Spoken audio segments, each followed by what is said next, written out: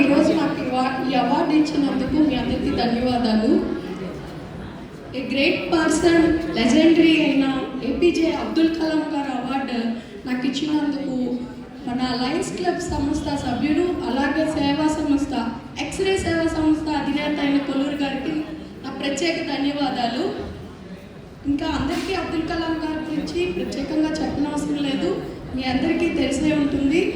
మెయిన్గా ఆయన గురించి కొన్ని points, positive mind and inspiration అంటే అబ్దుల్ కలాం గారు care of address.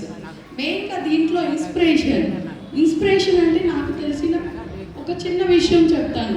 Abdul Kalam గారు చెప్పిన ఇన్స్పిరేషన్ విషయానికి వస్తే లీడర్షిప్. లీడర్ అంటే ఒక నలుగురితో పని చేయించడం కాదు, ఆయన నలుగురితో కలిసి పని చేయడం అనేది చెప్పారు. ఒకసారి నేను మా శ్రీవారి డాక్టర్, మీ అందరికీ తెలుసు, మా క్లినిక్ వెళ్ళినప్పుడు ఆయన ఒక బాస్ లాగా కాకుండా ఒక లీడర్ లాగా, అంటే ఒక నలుగురితో పని చేయించడం కాకుండా ఆ నలుగురితో కలిసి ఆయన వర్క్లో పనిచేస్తూ విజయాన్ని సాధిస్తూ ముందుకు వెళ్తున్నారు. ఆయన్ని ఇన్స్పిరేషన్గా తీసుకుని నేను కూడా నా వర్క్లో నలుగురితో కలిసి ఆనందంగా పనిచేస్తూ ముందుకు వెళ్తున్నాను. అలాగే దీన్ని ఇన్స్పిరేషన్గా తీసుకున్నాను కాబట్టి నేను కూడా ఒక నలుగురికి ఇన్స్పిరేషన్గా నిలబడాలని కోరుకుంటున్నాను. ఇంకా పాజిటివ్ మైండ్ అంటే మన అబ్దుల్ కలాం గారు చెప్తారు, బ్లాక్, ఒక చిన్న వర్డ్ చెప్తున్నాను సింపుల్గా, బ్లాక్ సెంటిమెంటలీ బ్యాడ్, కానీ black board makes so many students future అన్నమాట. బ్లాక్ అనే పదాన్ని చాలామంది దాన్ని సెంటిమెంటల్గా బ్యాడ్గా ఒక అపశకునంగా తీసుకుంటారు. అలాంటి వ్యక్తులని సమాజంలో మన అబ్దుల్ కలాం గారు ఆ చెడు నుంచి కూడా ఒక మంచి విషయాన్ని, అంటే పాజిటివ్ మైండ్, చూసారా ఎంత గ్రేట్ పర్సన్ అయినా, నిజంగా యాక్సెప్ట్ చెప్పాలి అబ్దుల్ కలాం గారికి.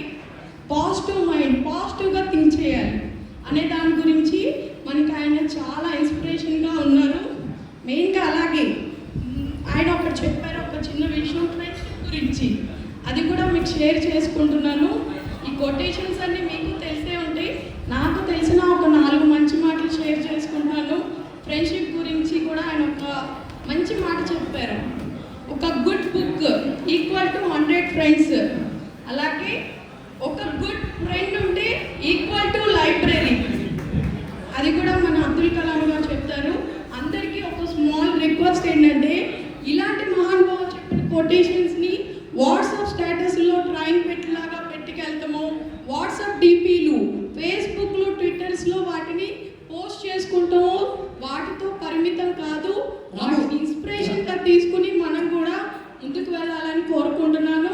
వాటి వల్ల మన భావితరాల వాళ్ళకి కూడా మంచి బాట అవుతుంది. రాము గారు, థ్యాంక్ యూ సో మచ్ అండి. థ్యాంక్ యూ భావన గారు, నాకు ఈ అవకాశం కల్పించిన కొల్లూరు గారికి ధన్యవాదాలు. Thank you madam, thank you very much. ఒకసారి చెప్పండి మీరంతా.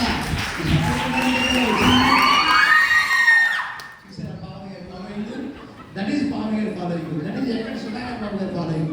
తర్వాత ఈరోజు 80 సంవత్సరాల మన రామచంద్ర గారిని మన స్టేజ్ మీదకి తీసుకురావడానికి హైదరాబాద్ నుంచి ఆయనకు తోడుగా ఆయన మిత్రుడు పట్నాయక్ గారు ఇచ్చేశారు. వారిని వెలిగినదు, వారిని పట్నాయక్ గారు యువకుడు, ఆయన దగ్గర మళ్ళీ ఇప్పుడు తీసుకెళ్లవలసిన బాధ్యత కూడా ఆయనకే. పట్నాయక్ గారిని వారిని సత్కరించవలసిందిగా 5 నిమిషాలు.